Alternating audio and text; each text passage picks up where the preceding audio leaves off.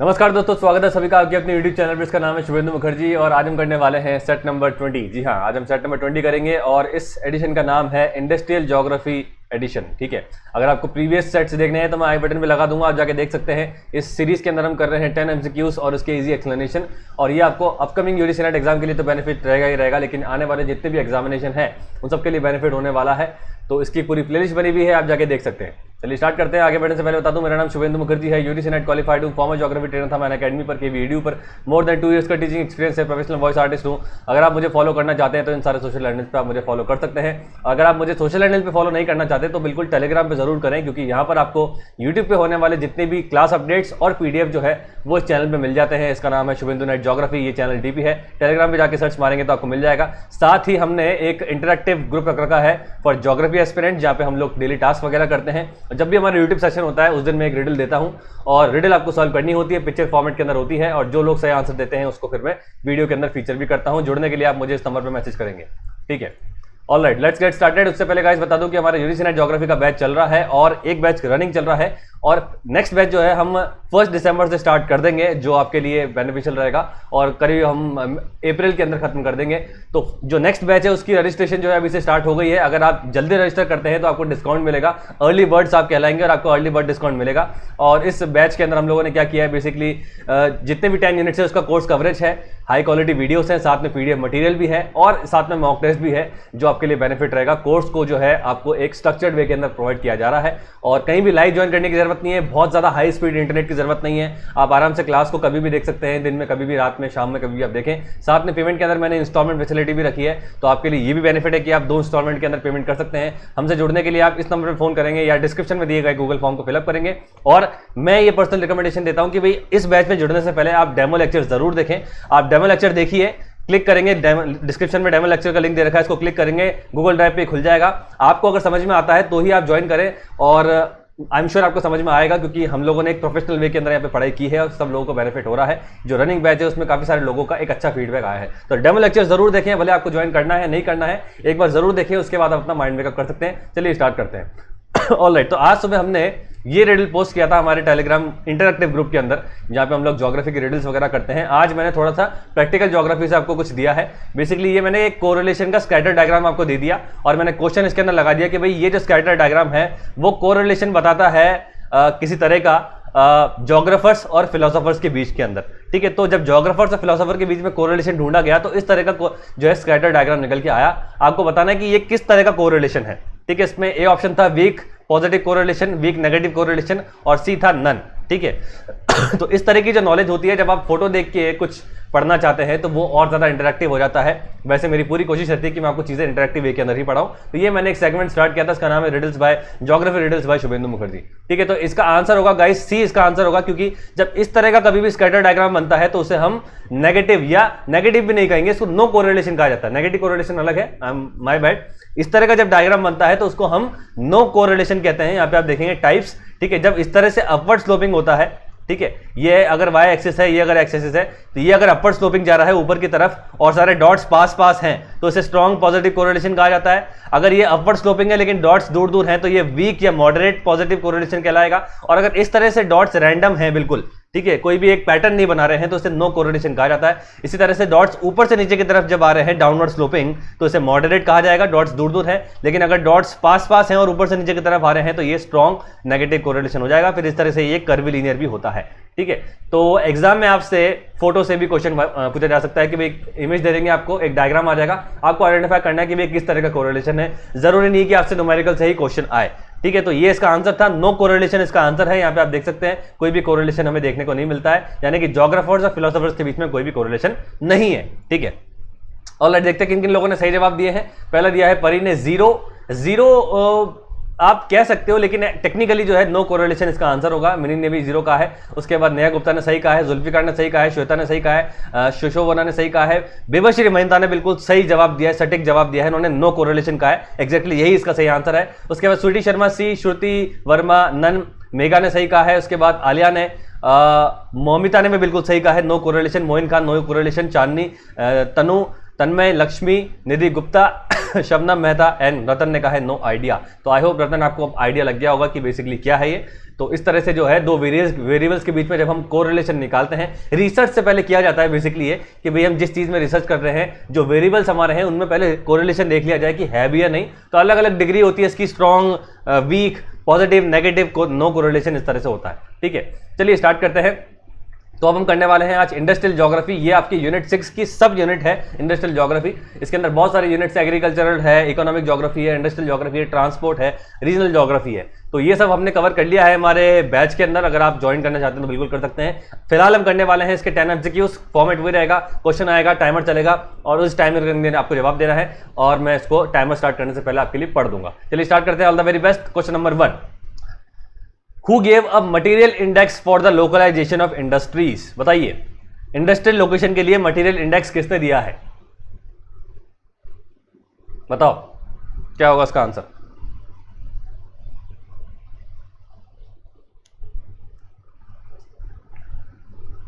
Comment कीजिए ABCD क्या होगा। ऑलराइट, समय समाप्त होता है और ये आप जितने भी नाम देख रहे हैं ये सबकी थ्योरी जो है आपको पढ़नी है आपकी थ्योरी में, चाहे वेबर हो, चाहे लॉश हो, हूवर, स्मिथ है, प्रेड भी इसके अंदर है। तो इसका आंसर है गाइस ए, एल्फ्रेड वेबर। एल्फ्रेड वेबर ने अपनी इस तरह से एक मटेरियल इंडेक्स दिया था। ठीक है यहाँ पे आप देखेंगे, इसको मैं थोड़ा सा आगे कर लेता हूँ। यस, इस तरह से मटेरियल इंडेक्स दिया था 1909 के अंदर। उन्होंने अपनी थ्योरी दी थी, इंडस्ट्रियल लोकेशन थ्योरी, किताब है उनकी, उसके अंदर वो थ्योरी है। तो मटेरियल इंडेक्स जो है वो बेसिकली रेशो है total weight of raw material divided by the total weight of finish product. तो इस जब हम रेशो को डिवाइड करते हैं तो आपके पास वैल्यूज आती है। अगर वो ग्रेटर देन 1 है तो फिर कोई एक आपकी जो इंडस्ट्री होगी वो आपकी हो जाएगी रॉ मटेरियल ओरिएंटेड हो जाएगी। अगर लेस देन 1 है तो फिर वो मार्केट ओरिएंटेड हो जाएगी। अगर इक्वल्स टू 1 है तो फिर वो दोनों में से चॉइस आपके पास, कि आप रॉ मटेरियल ओरिएंटेड भी हो सकते हैं या मार्केट ओरिएंटेड भी हो सकते हैं। तो इस तरह से मटेरियल इंडेक्स से वेबर ने अपनी जो है वो इंडस्ट्रियल लोकेशन समझाई है। साथ में इन्होंने लीस्ट कॉस्ट लोकेशन के लिए लोकेशन ट्रायंगल का भी यूज किया है, आइसोडोपेन का भी यूज किया है। तो इसकी जो थ्योरी है वो कॉम्प्रिहेंसिव वे के अंदर हमने हमारे बैच के अंदर पढ़ी है। अगर आप ज्वाइन करना चाहते हैं तो बिल्कुल कर सकते हैं। ऑलराइट इसका आंसर था 1, ए था इसका answer. According to the Weber, question number 2, according to the Weber a weight gaining industry would be, एक वेट गेनिंग इंडस्ट्री जो होगी वो क्या होगी? ABCD आपको बताना है, क्या इसका सही आंसर होगा? बताइए क्या होगा। वेट गेनिंग इंडस्ट्री जो है वो किस तरह की होती है? पहली बात आपको वेट गेनिंग इंडस्ट्री पता होना चाहिए वो क्या होती है।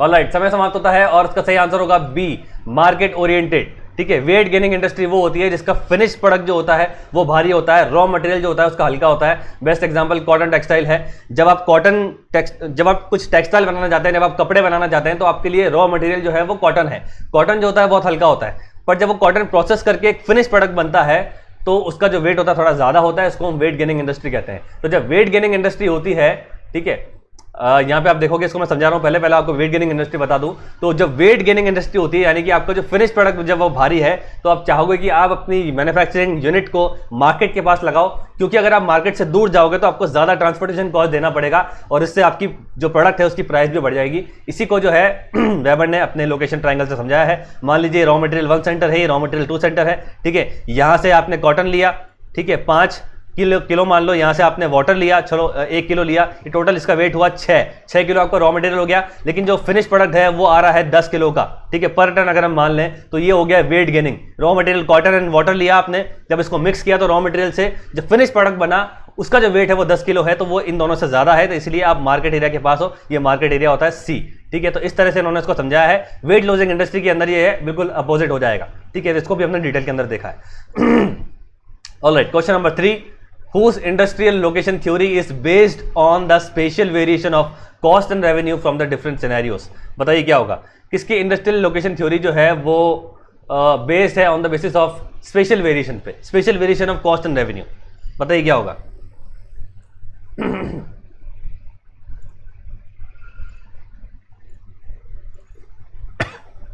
कमेंट कीजिए ABCD।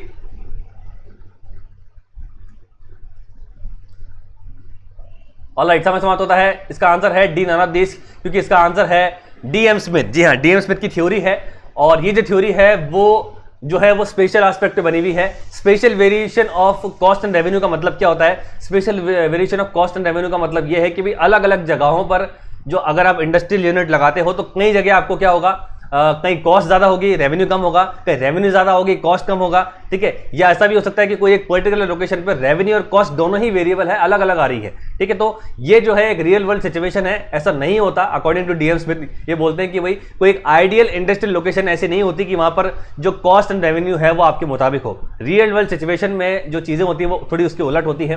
कॉस्ट एंड रेवेन्यू हर एक जगह पे अलग अलग निकल के आएंगे। तो जो इंडस्ट्रियलिस्ट है उसको अपने हिसाब से ऑप्टिमम प्रॉफिट माइंडसेट से ऐसी जगह इंडस्ट्री लगानी है जहां पे उसको प्रॉफिट मैक्सिमम मिले। इसके लिए इन्होंने 3 सिनेरियोज बताए हैं। यहां पे आप देखोगे, पहला है जहां पर जो है कॉस्ट वेरिएबल है लेकिन रेवेन्यू कांस्टेंट है, दूसरा है जहां पर कॉस्ट जो है वो कांस्टेंट है, रेवेन्यू वेरिएबल है, और तीसरा है जहां पे कॉस्ट एंड रेवेन्यू जो है वो दोनों ही वेरिएबल है। जब इस तरह की सिचुएशन आती है तो फिर एक इंडस्ट्रियलिस्ट अपनी यूनिट कहां लगाएगा? तो उसके लिए इन्होंने एक ऐसे ए से बी के बीच में एक प्रॉफिट एरिया बताया है, ए से बी के बीच में, और फिर अपनी जो है अपनी इंडस्ट्रियल लोकेशन बताई है। ये तीनों जो है केसेस हमने डिटेल के अंदर पढ़े हैं हमारे बैच के अंदर। अगर आप जुड़ना चाहते हैं तो बिल्कुल जुड़ सकते हैं, ठीक है। क्वेश्चन नंबर 4, होमो इकोनॉमिकस मीन क्या होता है? होमो इकोनॉमिक्स का मतलब, इकोनॉमिकस का मतलब क्या होता है बताइए, एबीसीडी।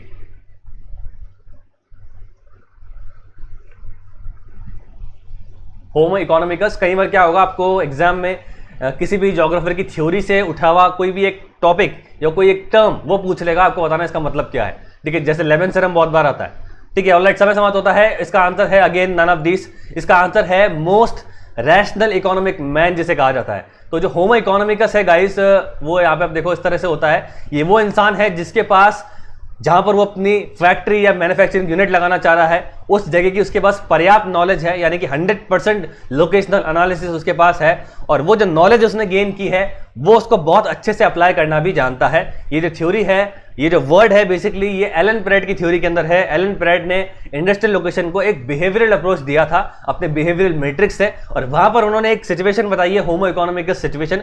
ये वो इंसान है जिसके पास इंडस्ट्रियल जहां पे वो लगाना चाह रहा है उस जगह की नॉलेज भी है, और अपनी जो आई भी नॉलेज उसके पास है उसको वो बहुत अच्छे से यूज भी कर सकता है, ठीक है। इसके अलावा 2 वेरिएशन उन्होंने बताया है कि भाई ऐसा होता है कि भाई कई बार ऐसा होता है इंडस्ट्रियलिस्ट के पास नॉलेज बहुत अच्छी होती है लेकिन वो इंडस्ट्रियलिस्ट बहुत अच्छा डिसीजन मेकर नहीं होता। लेकिन ऐसा भी कई बार होता है कि इंडस्ट्रियलिस्ट डिसीजन मेकर बहुत अच्छा होता है लेकिन उसको पर्याप्त नॉलेज नहीं होती है, ठीक है। तो इन दोनों एक्सट्रीमिटीज के बीच में ये जो है एक आइडियल स्टेट है जिसको होमो इकोनॉमिकस कहा जाता है। ये वो इंसान है जिसके पास नॉलेज जो है वो भरपूर है, और जो नॉलेज को यूज करने की एबिलिटी है वो भी उसके पास है। इसको उसने अपने बिहेवियरल मैट्रिक्स से बताया है, ठीक है। तो यह बात आपको ध्यान रखनी है।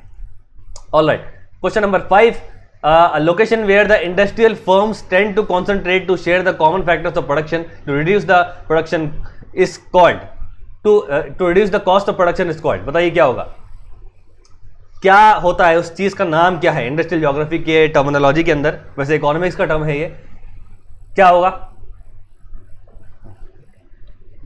बताइए क्या होगा, कमेंट कीजिए।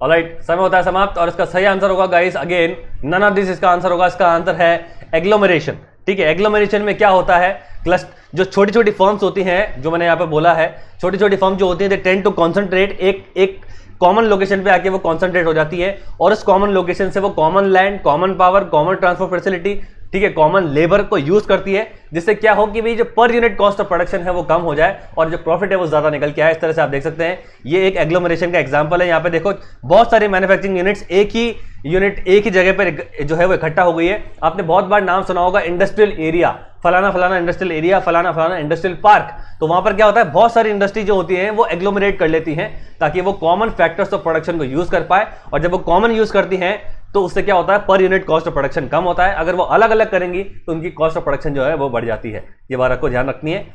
Alright, question number 6, the industry where the work, sorry इसमें आएगा, the industry where the people work in the high positions and powers involves policy making and high level thinking is called. कौन सी industry जहां पर जो लोग हैं वो जो है वो ऊंचे पद पर हैं, उनकी पावर भी ज्यादा अच्छा है और हाई लेवल की पॉलिसी डिसीजन मेकिंग जो करते हैं, उस तरह की इंडस्ट्री को क्या कहा जाता है बताइए। टाइमर मैंने स्टार्ट कर दिया है, बताइए क्या होगा इसका आंसर। ABCD कमेंट कीजिए फटाफट से।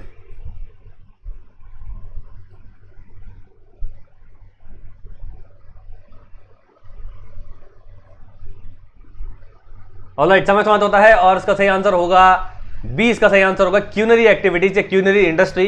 क्यूनरी इंडस्ट्री वो होती है गाइस जहां पर बेसिकली डिसीजन मेकर्स होते हैं, ठीक है, वो हाई लेवल की पॉलिसी मेकिंग बनाते हैं और जो डिसीजन मेकर होते हैं वो ऊंचे पद पे होते हैं, वो कोई मिनिस्टर हो सकता है, कोई बड़ा ऑफिसर होता है, तो इस तरह की इंडस्ट्री को क्यूनरी इंडस्ट्री कहा जाता है। क्वाटरनरी इंडस्ट्री वो है जहां पर R&D हो रही है, यानी कि रिसर्च एंड डेवलपमेंट जहां पर हो रहा है, नई इंफॉर्मेशन जहां जनरेट हो रही है, और जब वो इंफॉर्मेशन जनरेट होकर जहां अप्लाई होती है उस तरह की एजेंसी को कहा जाता है क्यूनरी एजेंसी या क्यूनरी इंडस्ट्री। और टर्शरी इंडस्ट्री आप जानते हैं सर्विस सेक्टर, जिसके अंदर हेल्थ, इंश्योरेंस, बैंकिंग सब आते हैं, ठीक है, ये बात को ध्यान रखनी है।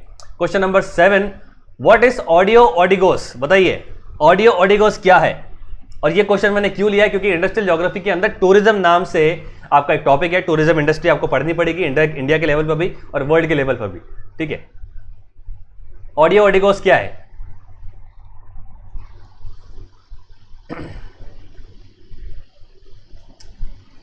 ऑलराइट, समय समाप्त होता है। इसका आंसर होगा D, none of these. Audio audigo जो है वो एक ऑडियो गाइड ऐप है, लेकिन उसको बनाया है मिनिस्ट्री ऑफ टूरिज्म ने, ठीक है। उसके अंदर बेसिकली इंडिया की जो 12 आइकॉनिक साइट्स हैं, उसके अंदर 12 आइकॉनिक साइट्स हैं, उसका एक ऑडियो गाइड दे रखा है, यानी कि ऑडियो एक्सप्लेनेशन दे रखा है, और ये बहुत बेनिफिशियल है फॉरेन टूरिस्ट के लिए। वो इस ऐप को डाउनलोड कर सकते हैं। इस तरह से ऐप दिखता है, यहाँ पे आप देखोगे इस तरह से इसका लोगो है। इसको जब आप डाउनलोड करोगे तो इंडिया के जो 12 पॉपुलर टूरिस्ट डेस्टिनेशंस हैं और उसके लिए इसके अंदर एक ऑडियो गाइड दे दिया गया है, तो जो भी फॉरेनर्स यहाँ पर आते हैं वो विजिट करने से पहले इसका यूज कर सकते हैं और उस जगह के बारे में और अच्छे से जान सकते हैं। मिनिस्ट्री ऑफ टूरिज्म का ये एक कॉर्पोरेट सोशल रिस्पॉन्सिबिलिटी के तहत ये इन्होंने एक जो आप कह सकते हो कि एक इनिशिएटिव लिया है, CSR जिसको हम बोलते हैं, और ये बहुत बेनिफिट करता है। 2019 के अंदर इसको लॉन्च किया गया था। ऑडियो ऑडिगो जो है वो वर्ल्ड लेवल पर नहीं, इंडिया नहीं किया है, ये एप्लीकेशन आप चेक कर सकते हैं, ठीक है। Alright, question number 8, what is the India's rank in travel and tourism index 2019? बताइए क्या होगा, इंडिया का रैंकिंग क्या है ट्रैवल एंड टूरिज्म इंडेक्स पे, बताइए। वर्ल्ड इकोनॉमिक फोरम जो है वो रैंकिंग निकालता है travel and tourism index.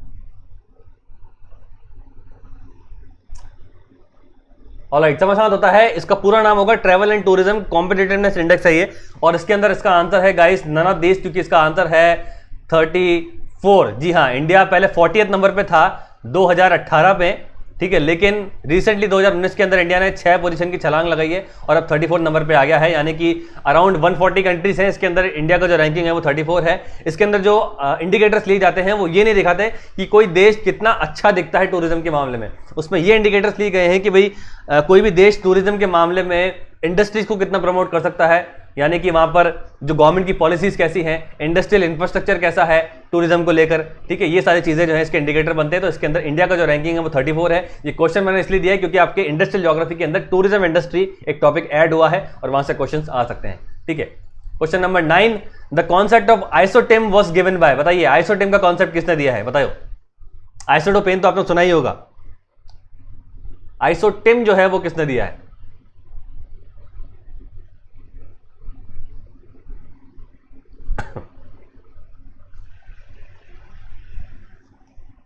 Comment कीजिए। ऑलराइट, समय समाप्त होता है। इसका आंसर होगा अगेन नन ऑफ दिस। इसका आंसर है अल्फ्रेड वेबर। जी हाँ, अल्फ्रेड वेबर ने जो अपनी थ्योरी दी थी उसी को उसने थोड़ा बहुत इंप्रूव करके आइसोटोपेन का एक अलग वर्जन दिया, आइसोटिम, ठीक है। यहाँ पे आप देखोगे आइसोटिम जो है गाइस, पहले बात अब मैं आइसोटोपेन बता देता हूं। आइसोटोपेन जो है वो ये बताता है कि भी कोई भी एक एरिया के अंदर ट्रांसपोर्टेशन कॉस्ट अगर इक्वल है तो वो उस एरिया को जोड़ देगा एक लाइन से, उसे कहा जाता है आइसोटोपेन। यानी कि आइसोटोपेन जो है वो उन एरियाज को जोड़ते हैं जहां पर सेम ट्रांसपोर्टेशन कॉस्ट है, ठीक है। लेकिन जो आइसोटिम है वो बेसिकली दो एरिया का कंपैरेटिव एनालिसिस है। ये दो एरिया है, यहां पर मेरी इंडस्ट्री है और यहां पर एक ऐसी जगह है जहां पर मैं इंडस्ट्री लगा सकता हूं। तो अगर मुझे यहां से यहां जाना हुआ तो मुझे एडिशनल ट्रांसपोर्टेशन कॉस्ट देना पड़ेगा, ठीक है, अलग से थोड़ा बहुत एक्स्ट्रा देना पड़ेगा। तो जो एक्स्ट्रा ट्रांसपोर्टेशन कॉस्ट है उसके लिए यूज किया जाता है। यानी कि आइसोटिम उन इलाकों को जोड़ता है जहां पर same equal additional transportation cost है, उसी को आइसोटिम कहा जाता है। यानी कि अगर मुझे यहां से यहां जाना है तो भाई इस जोन पर होगी 20 रुपए एक्स्ट्रा, इस जोन पर होगी 30 रुपए एक्स्ट्रा, यहां पर 40 रुपए होगी और यहां पर मुझे 50 रुपए देना पड़ेगा, ठीक है। ट्रांसपोर्टेशन कॉस्ट अगर मेरी मान लो 50 रुपए है तो अगर यहां से मुझे यहां जाना है तो मुझे 50 तो देना ही देना है, लेकिन एडिशनल मुझे अब 50 रुपए और देना पड़ेगा ठीक है। और ये 50 में पता पड़ा है मुझे आइसोटेम से, ये बात आपको ध्यान रखती है। तो आइसोटेम जो है वो दो एरिया के बीच में बनता है, आइसोटोपेन जो है वो पूरे एरिया को जो है डिपिक्ट करता है। ये हमने बिल्कुल डिटेल में पढ़ा है हमारे अल्फ्रेड वेबर की थ्योरी के अंदर, अगर आप जुड़ना चाहते हैं तो बिल्कुल जुड़ सकते हैं, ठीक है। Alright, question number 10, which among the following explained industrial location on the basis of availability of knowledge and capacity to use? बताइए क्या होगा। थोड़ा बहुत मैंने हिंट दे दिया था स्टार्टिंग में ही, ये लास्ट क्वेश्चन है, बताइए क्या होगा।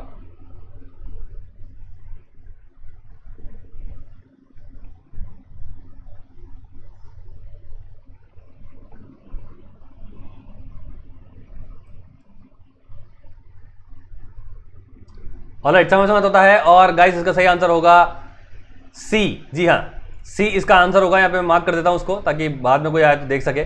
सी एलन प्रैट जो है उन्होंने जो है अपनी industrial location theory behavioural aspect से दी, जहां पर उन्होंने दो चीजों को पैरामीटर माना, availability of knowledge of the location and capacity to use that knowledge, ठीक है। उसके लिए उन्होंने बनाया अपना बिहेवियरल मैट्रिक्स, यहां पर है information to capacity to use और यहां अवेलेबिलिटी ऑफ नॉलेज, ठीक है। तो यहां पर मैंने जो होमो इकोनॉमिकस की बात की थी, ये वो पोजीशन है जहां पर नॉलेज जो है सबसे ज्यादा है और अब कैपेसिटी टू यूज जो है वो भी सबसे ज्यादा है।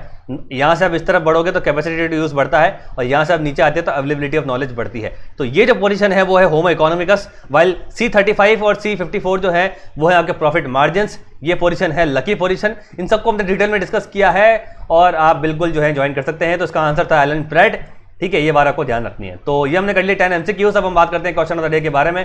क्वेश्चन ऑफ द डे है कि भाई who gave the concept of location triangle. इसका आंसर आप देंगे कमेंट बॉक्स के अंदर। बहुत इजी क्वेश्चन है, इसको आप दे सकते हैं और कमेंट जरूर करें। कमेंट बहुत कम लोग करते हैं, कमेंट जरूर करें। कमेंट बॉक्स फिलअप हो जाना चाहिए जितने लोग देखते हैं इस वीडियोस को, ठीक है। तो इस वीडियो में इतना है गाइस।